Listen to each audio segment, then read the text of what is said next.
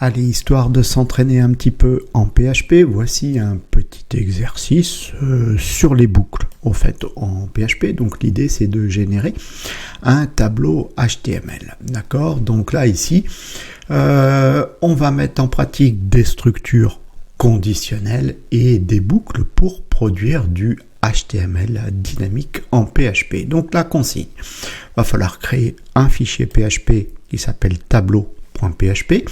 Donc le script, il doit générer un tableau HTML, donc avec les balises table, tr, td. Donc il nous faut 3 lignes, 3 colonnes, et chaque colonne va contenir un nombre. Donc la première colonne, elle aura le nombre 1, la deuxième colonne le nombre 2, etc. jusqu'à la dernière colonne qui aura le nombre 9. Chaque cellule donc devra afficher un nombre. Si le nombre est pair, le texte devra s'afficher en bleu. Si le nombre est impair, le texte devra s'afficher en rouge. Donc le texte, comprenez, c'est les nombres. D'accord ? Donc on doit pour ce faire utiliser une boucle. Alors on a à disposition une boucle for, une boucle while, une boucle for each, voilà, pour construire le tableau. Condition, if, else ou une ternaire, d'accord, pour mettre en place les couleurs. Donc le rendu doit être visible, d'accord, dans le navigateur.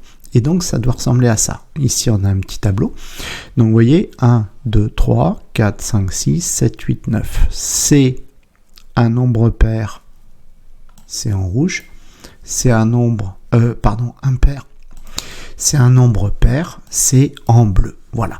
Bon, je vous laisse cogiter à ça et on se retrouve pour la correction.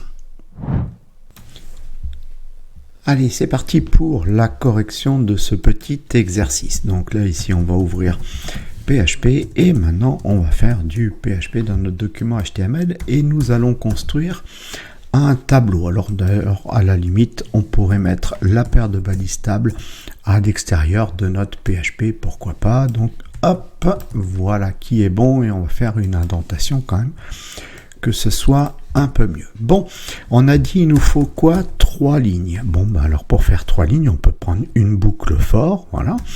On va créer une variable qu'on va appeler $ligne et on va lui dire, par défaut, tu vaux 1. On va faire tourner notre boucle tant que ligne est inférieur à 3. Voilà, et puis ensuite on fait l'incrémentation de notre variable ligne. Ok, bon. Et qu'est-ce qu'on fait?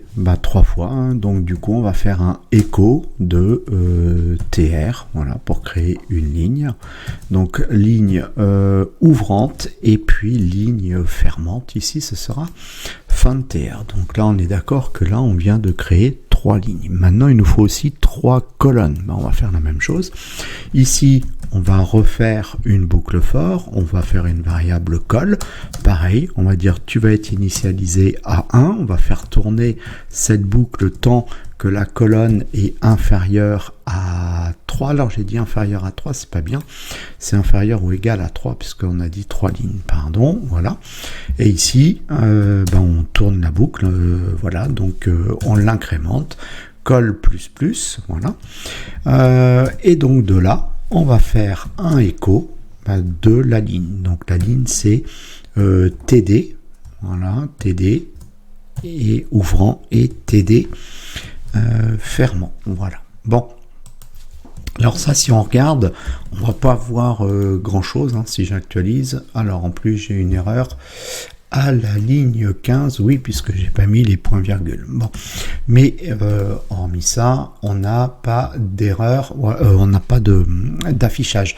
Alors ce qu'on peut faire, mais tranquille, puisqu'on fait du bac, donc on peut faire un tout petit coup de CSS en mettant pour table et TD, voilà, une bordure par exemple, voilà, border, un PX solide, et puis on va faire ça en CCC, voilà, histoire juste de voir un petit peu ce qu'on est en train de mettre en place. Voilà, on voit pas beaucoup, c'est tout petit.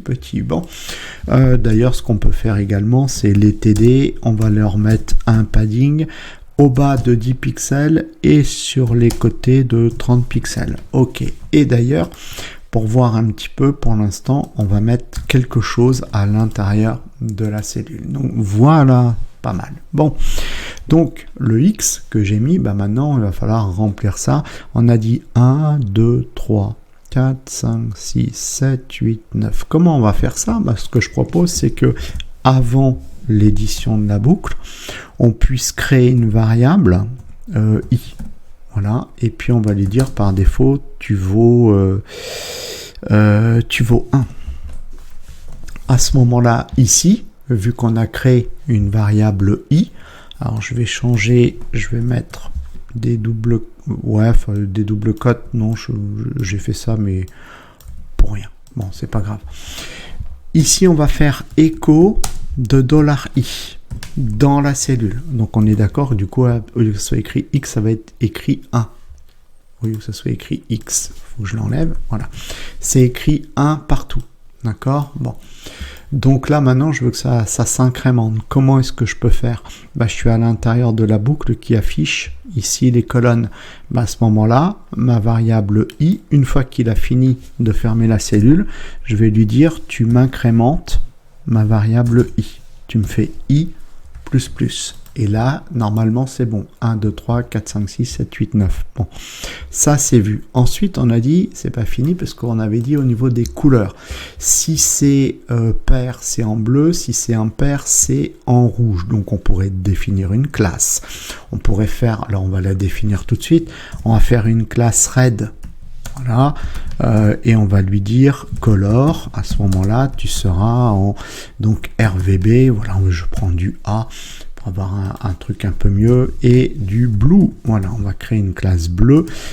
Pareil, on va lui dire à ce moment-là color, tu seras en donc RVB. Ok, c'est vu. Bon. Alors, à qui on va appliquer ces classes-là? Les classes, on va les appliquer tout simplement à la cellule qui accueille I, d'accord? Mais quand? Comment? Là, du coup, on va mettre en place une ternaire, d'accord? Pour conditionner ici une classe. Donc, soit une classe red, soit une classe blue. Donc, blue, si c'est pair. D'accord, c'est ce qu'on dit, blue si c'est pair. Alors la ternaire, ça va être quoi? Les conditions de la ternaire, nous, va falloir qu'on vérifie que notre variable i est pair. Comment on peut le faire? Il n'y a pas 50 000 solutions, et la solution la plus simple, c'est d'utiliser les modulos, c'est-à-dire en fait le reste d'une division. C'est-à-dire que si je dis i modulo 2 égale à 0. Alors ça veut dire que c'est pair. Ça veut dire que tout simplement, s'il vaut 2, 2 divisé par 2, ça fait 1, le reste, il est à 0. Si ça vaut 4, ça fait 4 divisé par 2. Donc le résultat, c'est 2 et le reste, c'est 0. Si jamais ça valait 1, 1 divisé par 2, là j'ai un reste. Donc du coup ça vaut pas 0. Donc du coup c'est impair. Voilà tout simplement. Donc ça c'est une ternaire. Donc condition vraie, donc on a dit ça doit être bleu. Donc nous on a créé une classe blue. Voilà. Condition false, du coup ça sera la classe red. Voilà tout simplement. Et on range ça dans une variable test. Voilà, et puis c'est fini. Il nous suffit tout simplement maintenant de dire, pour la télé, tu auras la classe test. Voilà, donc $test. Et c'est fini. On n'a plus qu'à tester. Normalement, notre truc, il fonctionne. Donc, j'actualise. Et voilà. Alors, je vais l'écrire plus grand. Ça sera mieux ici. Oui, ici, par exemple, on va dire font size et on va dire 4M. Voilà, comme ça, on verra mieux le résultat de notre tableau. Donc, c'est bon. 1 est en rouge, c'est ce qui était demandé. Voilà. Et les impairs sont en rouge. Et les nombres pairs sont en bleu. Donc voilà le résultat de ce petit test. Je vais me faire un fond de famille en Arial. Voilà. Donc ce petit test est terminé. Pas très méchant, mais qui demande un petit peu de réflexion, qui demande un petit peu de connaissance. Chaque fois qu'on vous demande un truc, si c'est pair ou si c'est impair, pensez au modulo, il est fait pour ça.